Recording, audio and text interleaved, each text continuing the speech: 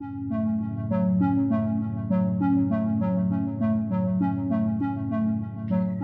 saludo a todas las personas que se conectan con nosotros a través de este foro desde la redacción del diario La Prensa de todos los viernes. El día de hoy vamos a conversar con el abogado y especialista en crimen organizado transnacional, el señor Zair Mundaray, quien además se desempeña como consultor jurídico de la Embajada de Venezuela en Colombia, designado por el gobierno interino, y quien ha sido un destacado fiscal del Ministerio Público de Venezuela. Nuevamente nos encontramos para conversar por un tema que ha sido noticia esta semana.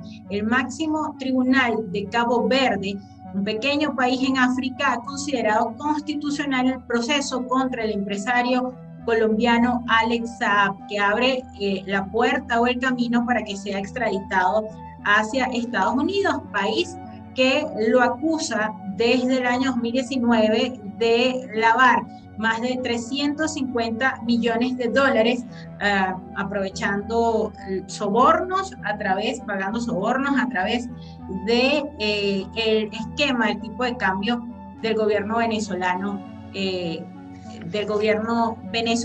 Hace un año, justamente cuando hablábamos, el doctor Zair Mundaray nos explicaba cómo Alex Saab es el rostro más visible de la corrupción del gobierno venezolano. Ha sido señalado también de ser el principal testaferro de Nicolás Maduro y de estar involucrado en, digamos, todos los hechos de corrupción que tienen que ver con el caso de la Gran Misión Vivienda Venezuela, que tienen que ver también con la compra de alimentos de las cajas de alimentos CLAP.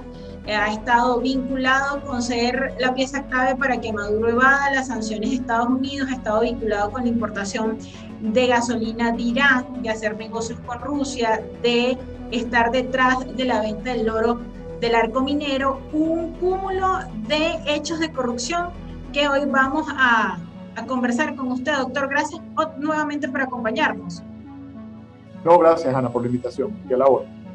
Mire, la primera pregunta tiene que ver justamente con esto. ¿Qué consecuencias puede tener para Nicolás Maduro y su gobierno la decisión del máximo tribunal de Cabo Verde de extraditar a Alex Saab a Estados Unidos? Bueno, tenemos altísimas expectativas los venezolanos de lo que pueda surgir a partir del proceso penal que se le sigue en Florida.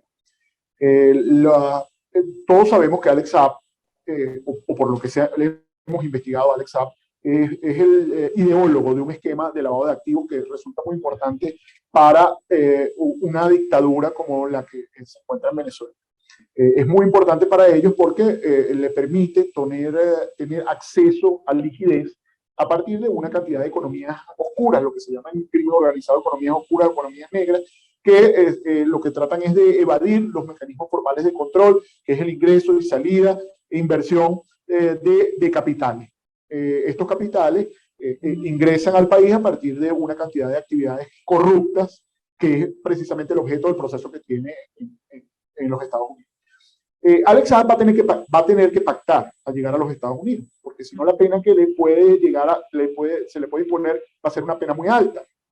Y es bastante obvio que cuando las fiscalías norteamericanas tienen un cúmulo de pruebas que es importante para solicitar una orden de aprehensión y juzgamiento, en general lo que ofertan y que los defensores recomiendan es entregar información, y a partir de esa información que sea útil para lograr comprender los esquemas corruptos y también aprender o perseguir a otros involucrados, se obtienen rebajas sustanciales de la pena.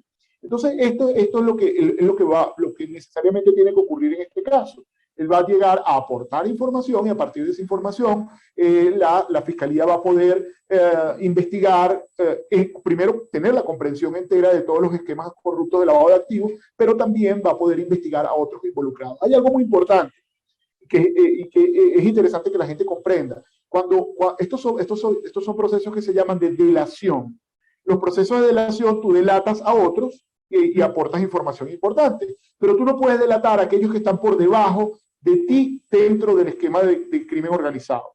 Porque si no fuera muy fácil que un capo delate a aquellos que son sus vendedores o sus distribuidores y obtenga una rebaja por aquello que no resulta importante. Siempre las normas tienen una implicación importante, que es que tú delates a aquellos que están por encima de ti.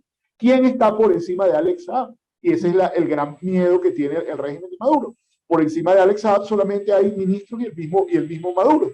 De modo que para que la colaboración sea efectiva y te pueda traer la rebaja que tú realmente necesitas, tienes que delatar a aquellos que están a tu mismo nivel dentro del mismo esquema o aquellos que están por encima y no aquellos que estén por debajo. Y eso es muy importante, justo en este momento es muy importante, porque tal como recién lo colocaba en un tuit, a mi modo de ver, esto iniciaría una nueva causa penal contra Nicolás Maduro por corrupción, por actividades corruptas en el exterior, que es una ley especial que existe en los Estados Unidos, y también por haber utilizado el sistema financiero norteamericano para lavar activos, que es concretamente lo que está atribuyéndole a Alex Saab por un esquema que utilizó vía Ecuador con unos contratos públicos que obtuvo en Venezuela. Ya Maduro está solicitado por Estados Unidos desde marzo del año pasado. De hecho, hay una recompensa de 15 millones de dólares por su entrega. Entonces, para precisar, esto podría también ser la puerta para que se investigue por una nueva causa penal a Nicolás Maduro. Sí, sin duda. A Nicolás Maduro y a todo un grupo de personas que están vinculados con esto. De hecho, ya hay informaciones de gente que ya tiene sus barbas en remojo, porque todo el que sea copartícipe de esto, a partir del testimonio o de aquello información que pueda aportar Alex Saab, necesariamente serán involucrados en la misma causa. Y aquí hay una cantidad, es doloroso, pero una cantidad de expertos financieros que se prestaron para el esquema. Hay ministros, miembros de tesorería, Banco Central, otros empresarios, miembros de la banca. Es decir, esto cierra este esquema completo, por lo menos este esquema de lavado, y permite involucrar a todo este grupo de personas en este hecho. Entonces, no solo es un nuevo caso contra Nicolás Maduro, sino aclara cómo ha venido teniendo financiamiento y se ha venido enriqueciendo con actividades corruptas a partir del hambre de la gente y de las necesidades de vivienda, medicamentos, etcétera, de los destrozos ecológicos y la persecución cultural que se está haciendo en el arco minero y cómo esto le ha traído una cantidad importante de liquidez. Esos esquemas empezarían a desmoronarse porque existe una cosa en materia de crimen organizado, que es la transmisión voluntaria de información. ¿Qué significa esto? Que una vez Estados Unidos tenga la información y diga, por ejemplo, miren, en Holanda pasó tal cantidad de dinero, en Turquía pasó esto, en Hong Kong pasó esto, yo puedo hacer la transmisión voluntaria de información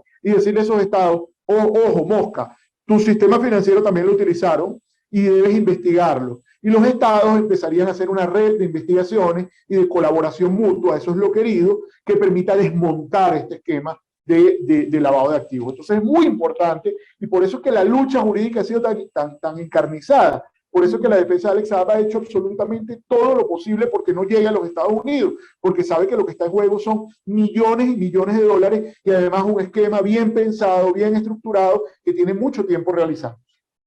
Sí, llama la atención el hecho de que, bueno, ya Alex Saab lo vienen investigando otros países, ¿no? Es decir, creo que son 7 países los que han hecho una investigación relacionada con esto mismo, con los hechos de corrupción que lo involucran a él, a su familia, la cantidad de empresas que ha creado por el mundo, que según Transparencia Venezuela hay 89 aproximadamente en 15 países, pero usted decía el año pasado lo significativo de Cabo Verde, ¿no? Un pequeño país africano que ha logrado tener esta consideración de que es constitucional este proceso, abre las puertas para la extradición, pero ¿qué ha pasado con los otros 7 países que han abierto investigaciones contra Alex Saab?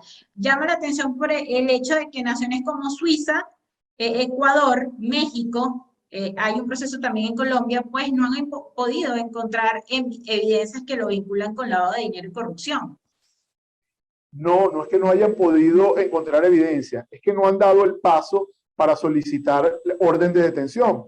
Y eso es muy importante diferenciarlo. Tú puedes llevar una investigación y tener toda la evidencia. De hecho, sé que hay estados que tienen sus investigaciones muy adelantadas y tienen fundada evidencia. Lo que ocurre es que cuando en materia de extradición, cuando un Estado solicita la orden de aprehensión primero, lo coloca en alerta roja o azul y solicita la extradición a otro Estado, ese Estado tiene preferencia.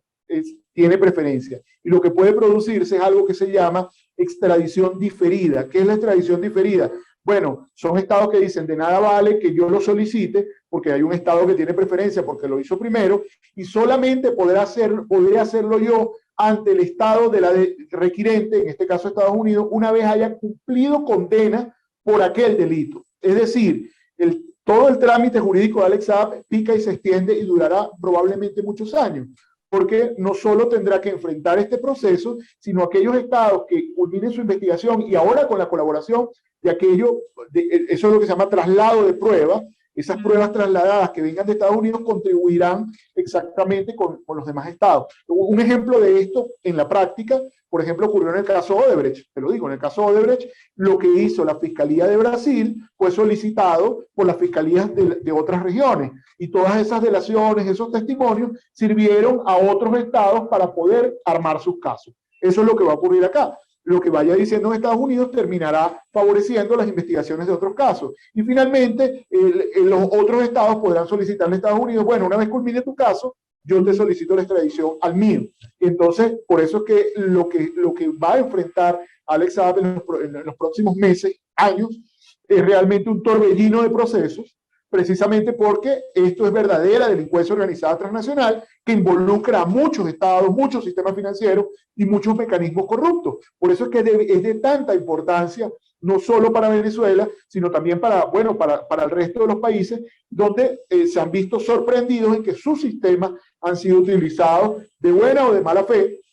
Digo, de los estados que han controlado, algunos han controlado suficientemente, pero otros no tanto, ha habido fallas en los controles, y eso es importante decirlo, los controles que han sido prácticamente cómplices de que estos esquemas de corrupción se produzcan, que además, si uno parte, no solo que es el enriquecimiento, sino es el empobrecimiento de la población, la miseria de la población con la que se está jugando, porque esto es inversamente proporcional. En la medida en que Alex Saab y todo el grupo de Maduro se enriquecen grotescamente, la población se empobrece brutalmente y es justamente, fíjate que todos los negocios tienen que ver con temas de primera necesidad, el hambre de la gente, claro, las viviendas, supuestas viviendas que nunca se construyeron, todo lo que tiene que ver con medicamentos y, con todo y además el saqueo de las riquezas mineras del país. Entonces, esto es de una situación de gran envergadura que va a involucrar a muchos sujetos, va a involucrar a muchos estados y que está en pleno desarrollo en este momento. En julio salió una entrevista publicada de Alex Saab, donde él decía desde Cabo Verde que él no iba a colaborar con Estados Unidos y que su caso era político.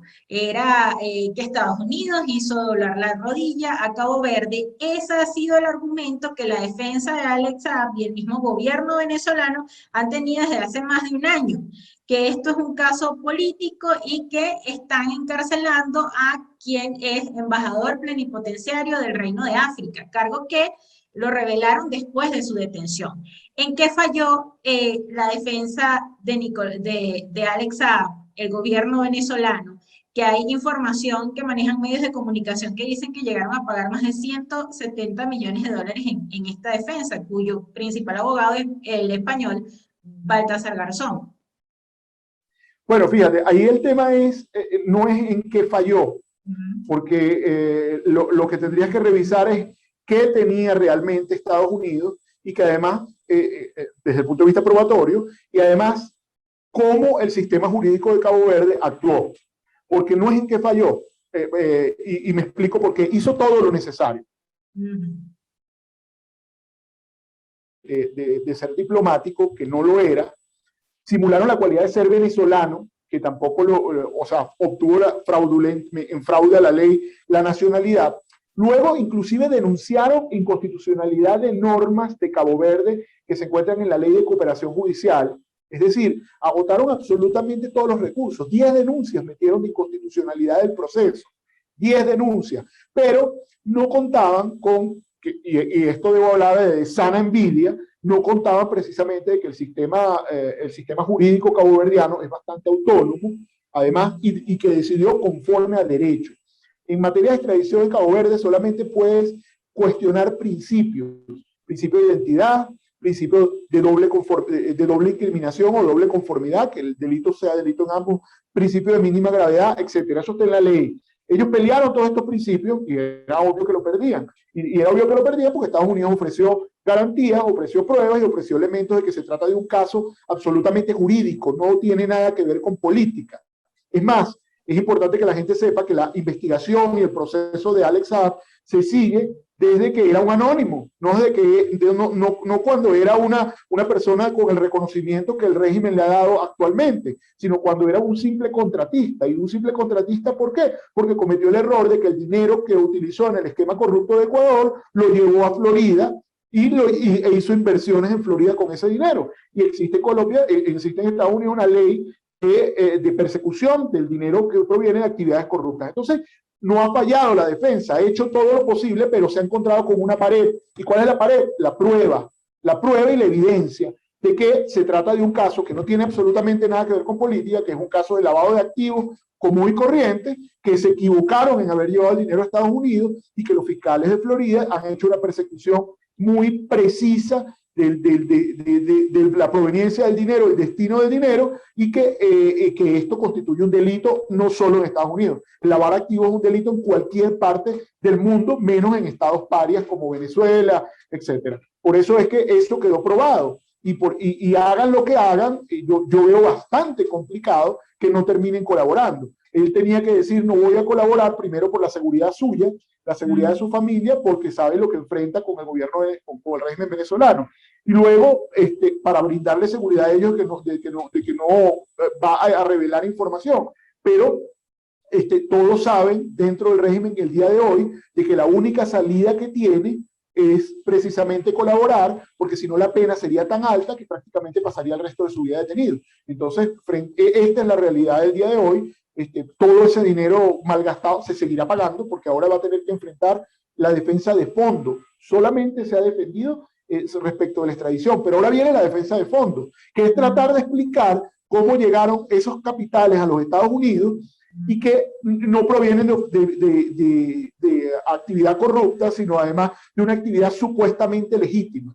Pero yo creo que es tarde para eso porque precisamente la Fiscalía tiene muchos años investigando cuando este señor era un anónimo y por eso es que no tiene un sustrato político. No es una investigación de ayer cuando era un enviado de Maduro, sino es una investigación de hace muchos años. ¿Cuándo se podría dar esta extradición? Y sobre todo si la defensa de Alex Saab puede todavía dilatar su traslado hacia Estados Unidos, si puede retardar, digamos, su traslado. Bueno, la extradición se puede dar en cualquier momento. Esto se puede dar en cualquier momento porque la ley de Cabo Verde dice que la entrega del extraditado la debe hacer la Fiscalía. Es decir, sale del espectro del Poder Judicial y pasa a manos de la Fiscalía, quien es el encargado de hacer. Ahorita que agotaron la jurisdicción interna, es decir, desde el punto de vista de la estructura del sistema judicial de Cabo Verde, lo último que quedaba era un recurso extraordinario de revisión constitucional, sería lo equivalente en el caso de Venezuela, que fue lo que acaban de agotar. Agotado esto, la sentencia queda firme, la sentencia de extradición que dictó la Sala Penal. Y entonces, esa es la razón por la cual lo que debe dictarse ahorita es un auto ordenándole a la Fiscalía, póngase de acuerdo con el gobierno requirente, que es Estados Unidos, en fecha, hora y modo en que se lo van a llevar de acá. Eso es. Y es un trámite meramente administrativo que puede ser horas o días, pero desde el punto de vista jurídico, en estricto derecho, puede inventar mil cosas, pero en estricto derecho no se ve ninguna otra posibilidad porque ya no hay un tribunal superior a este que acaba de decidir. La Corte Constitucional está fuera, digamos, de la estructura orgánica del Poder Judicial y es capaz de ordenar al resto de los tribunales del país. Así que esta es una decisión de última instancia inapelable. Entonces puede ocurrir en cualquier momento. Doctor, cuando usted dice hay muchas personas en este momento en muchos países que deben tener sus barbas en remojo porque pueden estar vinculados con estos casos de corrupción de Alex Saab, empiezan ya a salir nombres importantes, porque, por ejemplo, en el caso de Colombia, siempre han vinculado a Alex Saab con Piedad Córdoba, por ser quien presentó a Chávez y Nicolás Maduro, este empresario colombiano. Surgen también nombres de otros presidentes, de personas de alto poder que puedan estar vinculados y de países, además de los que con los que él hizo negocio, que es Rusia, Irán, Turquía. Sí, claro, por supuesto que van a venir surgiendo. De hecho, es una información que tampoco es tan compleja, por lo menos en principio. Quien haya aprobado los contratos, por ejemplo, en el caso venezolano, está involucrado. Quien haya sacado las órdenes de pago hacia Ecuador mediante el sistema Sucre, está involucrado. Entonces, por eso te hablo de Banco Central, Tesorería, esto es una red. Quien haya, los banqueros que hayan generado sin los controles debidos la recepción en Estados Unidos de los capitales sin saber de dónde provenían, están involucrados. El Estado venezolano quien avaló, o los miembros del Estado venezolano, del presidente hacia abajo, quien avaló estos contratos y además dio la orden de pago, están involucrados. Y esa es la razón por la cual hay multiplicidad de sujetos activos involucrados en estos casos. Además, si tú ves los registros mercantiles de las empresas de Alex Saab, muchos de los cuales él no aparece, sino aparecen interpuestas personas, todas esas personas que dieron la cara para hacer para registrar estas empresas y hacer estas transacciones, ahorita están temblando porque necesariamente son ellos quienes aparecen frente a estos sistemas financieros como dueños de empresas que realmente lo que son testaferros. Entonces, por eso es que te digo que vienen días interesantes para la justicia. Creo que tengo más de un año afirmándolo cuando nadie creía que se iba a dar esto, la extradición. Siempre sostuve que por lo menos en derecho no había forma de evadirlo, y creo que vienen días interesantes para la justicia de los Estados Unidos porque esto tiene muchas ramificaciones, muchos estados y muchas personas involucradas, porque no son unas transacciones como las de la droga, por ejemplo. Entrega la droga y te entrego el efectivo. No ocurre así, porque aquí hay todo un esquema corrupto de Estado, donde el dinero sale del Banco Central, donde sale de bancos, está bandas involucrados, presidentes de bancos. Así que hay mucha tela que cortar, y creo que va a ser muy, muy interesante que haya justicia en el país, que los venezolanos podamos saber cómo ocurrió y quiénes son los que han traicionado a la población venezolana, permitiendo que estos grupos económicos se enriquezcan groseramente. Ahora, doctor, hay un tema que también es noticia, es el hecho de que se está desarrollando una negociación entre gobierno y oposición. Y uno de los temas que allí se discute es el de las sanciones. Especialistas, internacionalistas, politólogos han dicho que hay tres tipos de sanciones, ¿no? Las sanciones económicas que ha impuesto Estados Unidos contra empresas como PDVSA, las sanciones individuales. Están este tipo de investigaciones que se están desarrollando en Estados Unidos y en la Unión Europea, y también está la investigación que se está desarrollando, o bueno, el examen preliminar de la el examen preliminar de la Corte Penal Internacional. Este tipo de temas, esta investigación o esta extradición que se va a desarrollar de Alex Saab, esta investigación que se está haciendo en Estados Unidos, ¿es negociable? No, esta investigación no es negociable. Afortunadamente, se sigue el proceso en los Estados Unidos. Esto es sistema de justicia. Esto no hay gobierno digamos, el gobierno es temporal, el sistema de justicia es perpetuo. Y eso es importante que la gente lo entienda. Biden es presidente, pero en breve tiempo ya no lo será, cuando culmine su periodo, pero los fiscales, jueces, etcétera, la investigación sigue allí. Y no tiene nada que ver con sanciones. Las sanciones son del Ejecutivo. Las investigaciones son del Poder Judicial esencialmente. Entonces, esto no hay forma de que sea negociable. El tema justicia no es negociable, porque no se puede incidir sobre fiscales y jueces y decirle, mira, han estado equivocados y esto vamos a eliminarlo. ¿Okay? Se puede incidir en aquellas cosas que son del Ejecutivo, bueno, las sanciones económicas y las sanciones individuales. Yo creo que en el tema esto tiene un punto conector. Hay personas que tienen sanciones individuales que además tienen persecución criminal. Ojo con esto. Porque hay personas que tienen sanciones individuales que no tienen una causa penal. ¿Por qué? Porque la sanción es eminentemente política. Personas que han vulnerado el Estado de Derecho, etcétera, y hay una declaración del Estado que lo han hecho, pero no tienen una causa penal. Pero hay una cantidad de personas que tienen ambas cosas.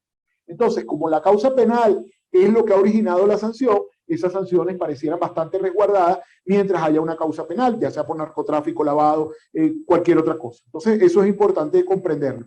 Se podrá disponer si se dan las condiciones y será producto del debate en el cual, bueno, ciertamente los venezolanos tenemos expectativa de que de ahí pueda salir algo que sea positivo para la población, pero inclusive el presidente Guaidó ha dicho que si no hay elecciones libres, creíbles, donde haya supervisión internacional con garantías y objetivas, no se podrá mediar para el levantamiento del resto de las sanciones. Es un tema eminentemente político en el cual uno podría no meterse mucho, sino esperar que esto avance, pero es importante decir que la justicia no es negociable, porque afortunadamente los órganos de justicia son independientes del gobierno. Ahora, en esa mesa de negociación está Rusia, que es un país que está salpicado por todos estos negocios con Alex Saab. Ellos no pueden ejercer presión para que quizás este tema se toque en esta mesa de negociación. No solo que ejercer presión, es que ya la han ejercido. Pudimos ver que Rusia y China, a través de sus enviados diplomáticos, trataron de incidir sobre el gobierno de Cabo Verde, incidieron además sobre estados africanos, de modo que saliera una resolución del equivalente a de lo que sería la Comisión Interamericana de Derechos Humanos, pero del lado africano, que es la Liga de Naciones Africanas en materia de derechos humanos, donde saliera una resolución donde decía que Cabo Verde estaba violando derechos de un diplomático. Inclusive eso fue objeto del recurso, si ves la decisión. Uno de los puntos que toca la Corte Constitucional es explicar precisamente por qué no le considera un diplomático genuino y por qué no tiene la protección de la Convención de Viena. Eso es muy importante, que fue desechado por la Corte. Entonces ya han ejercido presión, la siguen ejerciendo, porque estamos y hay que comprender que estamos enfrentados ante un bloque que cree en el Estado de Derecho, que cree en los sistemas de justicia, en los sistemas democráticos, y a él le tocará defenderse con debido proceso, y un bloque que busca subterfugios para tratar de evadir la ley. Rusia y China son parte de ese bloque que trata de evadir la ley y presionarán y tratarán de hacer todo lo posible, pero ciertamente en un Estado como el norteamericano, el Ejecutivo no puede decir yo le voy a dar instrucciones a los fiscales o a los jueces que hagan o deshagan o que tumben una orden judicial. Eso no puede ocurrir porque, como te dije, el sistema de justicia es perenne y el gobierno es finito, es acotado en el tiempo. Entonces, que el gobierno cambiará y el sistema de justicia se mantendrá. Ahora, Alex Saab era la pieza clave, se le vincula por ser también la pieza clave para que el gobierno venezolano evadiera las sanciones de Estados Unidos. La compra de gasolina importada era una de ellas, la venta también de crudo y la venta de oro, están vinculados o relacionados con él, según las acusaciones de varios periodistas, incluso de investigación. ¿Qué ha pasado después de su captura? Maduro está negociando porque ya no puede sostener, digamos, sus políticas populistas. Las comunidades más pobres denuncian que la misión de vivienda se paralizó en Venezuela y que las cajas CLAP se han ido a menos y ni siquiera ya sustentan a una familia. Digamos que el desespero de Maduro en esas negociaciones es por encontrar respuestas para seguir financiando su esquema populista en el país como tal, y qué ha pasado después de la captura de Alex Saab con esas políticas del gobierno. Bueno, fíjate, en eso te tengo malas noticias. ¿Cuál es la mala noticia? La mala noticia es que en delincuencia organizada transnacional los sujetos son fungibles. ¿Ok? Eso era como creían algunos creían que el día que el Chapo cayera preso, se iba a acabar el narcotráfico. Y no se acabó el narcotráfico. El narcotráfico siguió porque los sujetos son fungibles. Desde que Alex Saab está preso, ya hay otros sujetos ocupando esas posiciones, tratando de que esos esquemas se mantengan. ¿Es un duro golpe? Sí lo es. ¿Por qué? Porque va a permitir la comprensión de los esquemas. Y entonces va a haber medidas de prevención, de persecución y de actuación de la justicia frente a esos esquemas. Entonces tendrán que replantearse los esquemas de lavado. Mientras se lo replantean, está pasando lo que tú estás diciendo. La caja CLAP ya no llega con lo que tenía, no está llegando este esquema de supuesta misión vivienda, que además jamás construyeron a través de Alexa, pero no pusieron ni un ladrillo, todo era apoderarse del dinero. Hay una afectación de ese esquema populista, de ese esquema, además que es un esquema corrupto, porque está determinado que lo que viene en la caja CLAP, que cuesta 7, 8 dólares en cualquier lugar del mundo, en un supermercado, imagínate, se lo venden al Estado hasta 30, 40 dólares cada caja, con lo cual hay una cantidad de gente enriqueciéndose por un producto de mala calidad que a la población le llega inclusive incompleta. Entonces, la mala noticia es eso, los sujetos en delincuencia organizada son fungibles y en este momento el cataclismo es tratar de que los esquemas se mantengan con otros sujetos que están tomando esa posición. Pero esto hace retroceder también. ¿Por qué hace retroceder?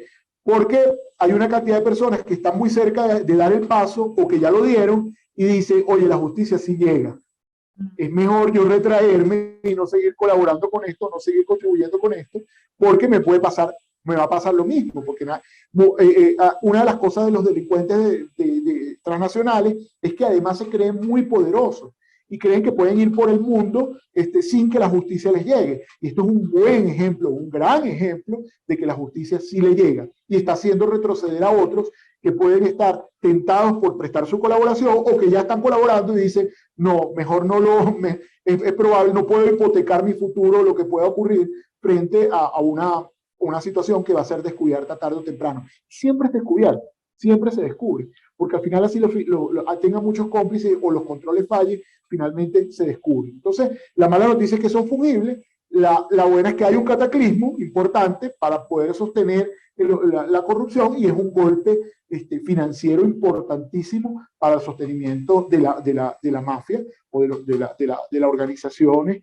que hacen vida en Venezuela y que mantienen y dan sostenimiento a un régimen que violenta derechos fundamentales. Esto no podría quizás hacer que escenarios se pueden manejar, ¿no? A partir de acá, porque si el gobierno tiene que estar consciente de que esto no lo va a poder negociar, ¿es posible que esa mesa de negociación se acabe en cualquier momento? Mira, no, sería sumamente prematuro, porque recuerda que ahí hay otros intereses que van mucho más allá de estos casos, ¿no? Ahí es un tema mucho más macro. El régimen, por supuesto, siempre pretenderá tratar de normalizar la situación y las fuerzas democráticas tratarán de lograr un cambio de la situación en la que estamos. Entonces son dos fuerzas encontradas donde hay una situación compleja de pulso, a ver quién obtiene del otro concesiones. Entonces esto sería demasiado prematuro decir que puede obtener uno u otro, pero lo que sí está claro es que un caso como el de Alex Saab no es objeto de negociación. Y finalmente, vamos a verlo en los próximos días sentado en una corte, porque viene el momento de la imputación, van a leerle los cargos, le van a explicar, y él decidirá, y será una información pública, no va a haber nada escondido, colaboro o no colaboro y veo qué hago. Va a exigir una fianza, una detención domiciliaria, ¿qué puedo hacer? Eso será lo que haga su defensa. Y por el otro lado, la fiscalía fijará unas normas, decir, bueno, explícame esto y tendrás algunos beneficios. Ese es el pulso que vamos a ver en los próximos días.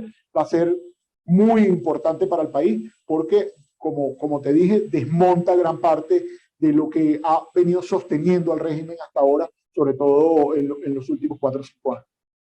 Cuando usted dice en la justicia de Estados Unidos está el factor de la delación, es decir, si Alex Saab colabora con la justicia de Estados Unidos, a él le podrán rebajar las penas. Uno ve casos recientes, lo que ha pasado, por ejemplo, con Alejandro Andrade, el Tuerto Andrade, que era guardaespaldas de Hugo Chávez y fue tesorero de la Nación. Él admitió, colaboró con la justicia, dijo que sí estaba implicado en el lavado de más de $1.000 millones, le quitaron unas propiedades, pero también le dejaron otras. involucra. Entonces, un tema tan grotesco, y bueno, le rebajaron la pena, creo que está cumpliendo 10 años, usted me corrige si esto es así o no, pero un tema tan grotesco como el de Alex Saab, que lo involucran directamente, por ejemplo, con la reventa de alimentos, incluso hasta en mal estado de las cajas CLAP, y que usted ha señalado que es directamente responsable de la pobreza por la cantidad de negocios de corrupción, por la pobreza que hoy se vive en el país. Un tema tan grotesco como ese puede tener una rebaja de pena significativa. Sí, sí podría tenerla, sí podría tenerla. Recordemos que el caso que tiene actualmente, van a surgir otros, pero el caso que tienen en lo inmediato es un caso de lavado de activos.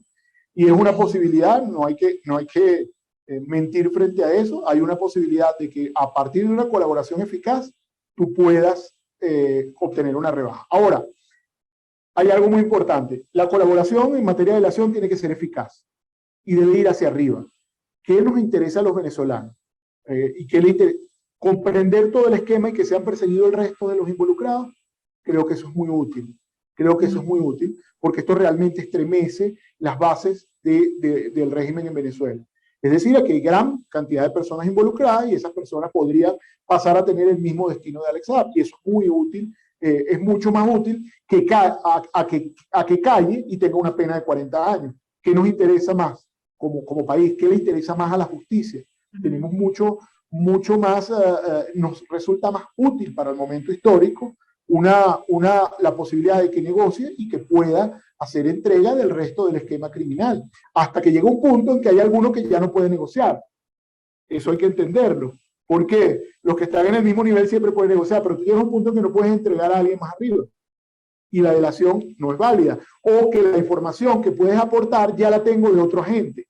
Es decir, Alex Saab puede aclarar todo de modo que el próximo detenido o el próximo procesado diga, cuando diga yo quiero declarar sobre esto, diga no, ya la información la tenemos, aquí está.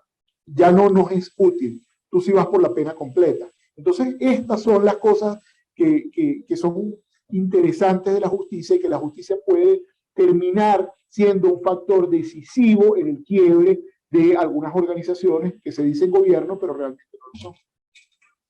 Doctor, yo quisiera tocar otros temas con usted, robarle unos minuticos más, porque bueno, quisiera aprovechar la oportunidad de preguntarle cómo está el caso del examen preliminar de Venezuela. Estamos en la tercera fase, que es la fase de complementariedad, que es donde, en teoría, el Estado tiene que demostrar que investiga los delitos de lesa humanidad, las violaciones de derechos humanos que se han cometido en Venezuela. Hemos visto al gobierno dando algunos movimientos, liberaciones de algunos presos políticos más con intención de que se inscriban en las elecciones, pero ¿qué podría pasar de aquí a diciembre? ¿No? Que muchos dicen, esperan el pronunciamiento del fiscal de la Corte Penal sobre si efectivamente hay las razones, hay los motivos para que se investigue penalmente a quienes son acusados en Venezuela de cometer delitos de lesa humanidad, la cadena de mando del gobierno de Maduro.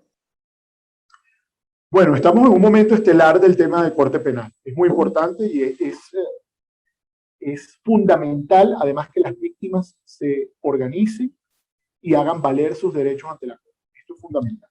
No puede haber inacción. ¿Por qué? Porque la dictadura sí está actuando a diario en la Corte, tratando de deslegitimar las pruebas y de deslegitimar el proceso mismo. Eso hay que tenerlo en cuenta.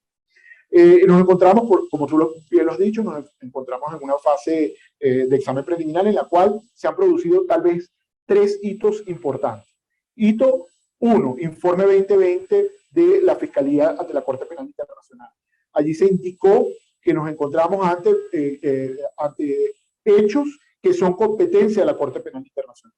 Los hechos competencia de la Corte Penal Internacional son solo crímenes de guerra o crímenes de lesa humanidad o crímenes de agresión. Entonces, ya se indicó que nos encontramos frente a crímenes de lesa humanidad en el caso venezolano. Eso es la primera hito.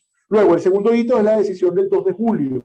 La decisión del 2 de julio de la Sala de Cuestiones Preliminares, el que usurpa funciones de fiscal general fue y presentó un recurso de control judicial, un supuesto control judicial que inventaron ellos porque no existe en la legislación de la Corte Penal Internacional. Fue desechado. Y en esa decisión se dice que todo recurso que intenten será público y esto permitirá a los venezolanos, a todos nosotros, hacer veeduría de qué está pasando. Luego que las víctimas tienen que ser notificados de lo que allí está ocurriendo. Y además le dijo que el control judicial no existe, que no tiene cualidad de parte, este señor, y luego le insta a la Fiscalía a presentar un informe acerca de cómo va la marcha del examen preliminar. Presenta un informe que hizo el fiscal Khan. Bueno, se hizo público, además, el informe de la fiscal anterior, Fatou Bensouda, donde ratifica que nos encontramos ante crímenes de lesa humanidad, que ya lo había dicho en el informe 2020, pero agrega un elemento importante. ¿Cuál es ese elemento? El elemento que agrega es que en Venezuela no hay investigaciones genuinas de persecución penal contra los autores o partícipes de crímenes de lesa humanidad. Esto no había sido dicho antes. Es la razón por la cual, digamos, el examen preliminar podría eventualmente avanzar hacia fase de investigación. ¿Por qué? Por principio de complementariedad, el Estado, en este caso Venezuela, tendría que demostrar ante la Corte de que las investigaciones son genuinas, de que hay autonomía del sistema de justicia, de que se puede perseguir penalmente a la cadena de mando, y esto sabemos que es de imposible consecución.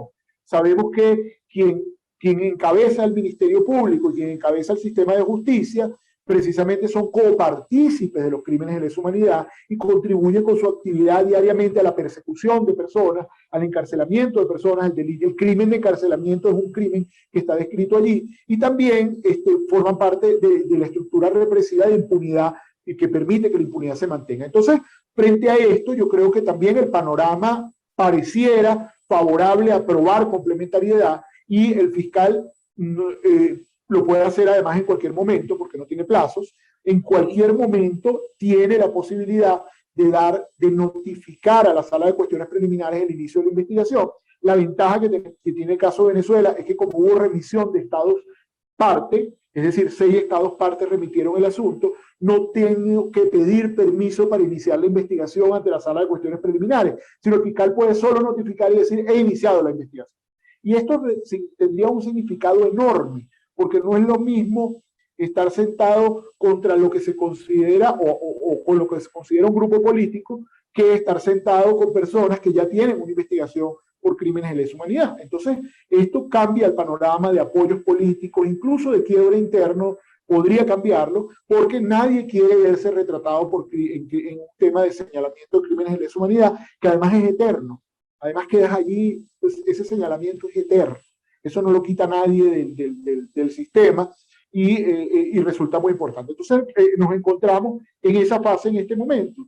Se han producido estos 3 hitos importantes, como lo indiqué, y bueno, tienen los venezolanos que estar alerta, y tenemos que hacer esfuerzos por mantenernos vigilantes de que la Corte siga su curso sin interferencias malsanas, que es lo que está intentando el régimen, que es llegar ante el fiscal, decir que hay cambios significativos, indicar que hay una posibilidad de que el asunto se ventile ante la jurisdicción interna, que sabemos que es mentira. Eso no va a ocurrir. Hay un tema que se está tratando también en la mesa de negociación, o que se ha nombrado, lo ha nombrado Gerardo Blay recientemente, la necesidad de que en Venezuela retorne la institucionalidad. Se habla de cambiar el sistema de justicia venezolano. Esto podría interferir, y una propuesta como esa es creíble con un gobierno como el que tenemos. Bueno, no quisiera interferir en lo que allí se está discutiendo por ser prudente. Yo creo que es loable. Todo venezolano quisiera un sistema de justicia independiente. Eso es lo que realmente quisiéramos. Ahora, ¿es factible lograrlo? Esa es la gran pregunta que tenemos que hacernos. Porque en Venezuela, no habiendo separación de poderes, y que todo dependa precisamente de quien detenga irregularmente el poder ejecutivo, pareciera bastante improbable que puedan ceder el resto de los poderes.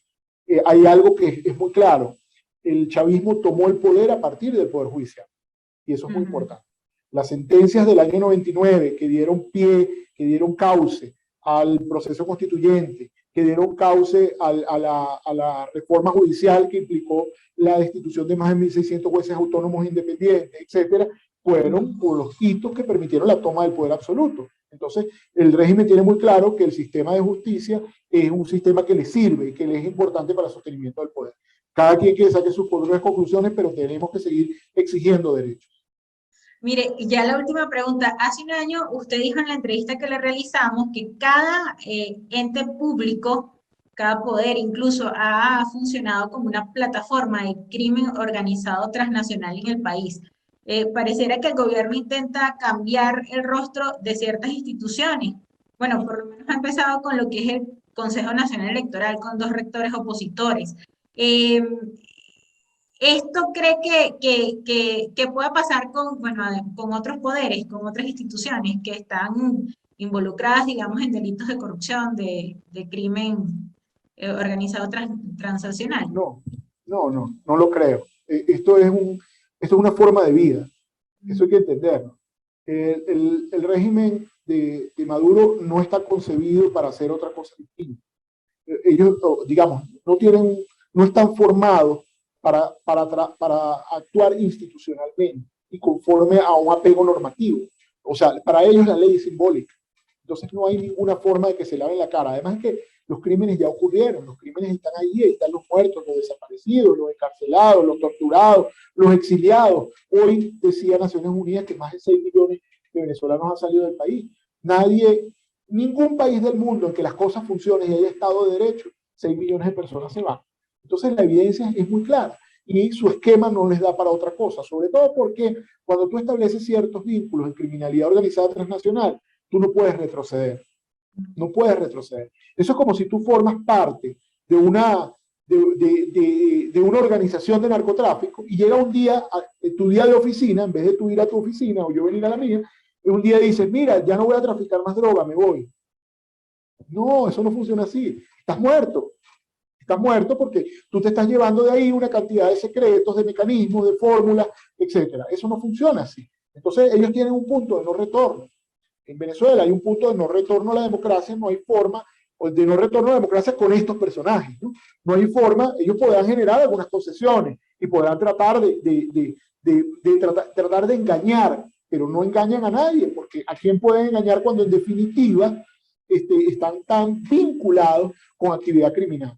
Ya asesinaron, ya encarcelaron, ya torturaron, ya desaparecieron personas, ya violaron todos los derechos de la gente, ya cerraron medios de comunicación, ya lo hiciste. Tú tienes un punto de no retorno. La única fórmula es un cambio no solo de gobierno, es un cambio de mentalidad. Lo que tiene que pasar en Venezuela es realmente una reingeniería de todo el pensamiento. Y la gente tiene que volver a pensar que en la civilidad, en las libertades ciudadanas, en la democracia. La gente no puede acostumbrarse a vivir en dictadura.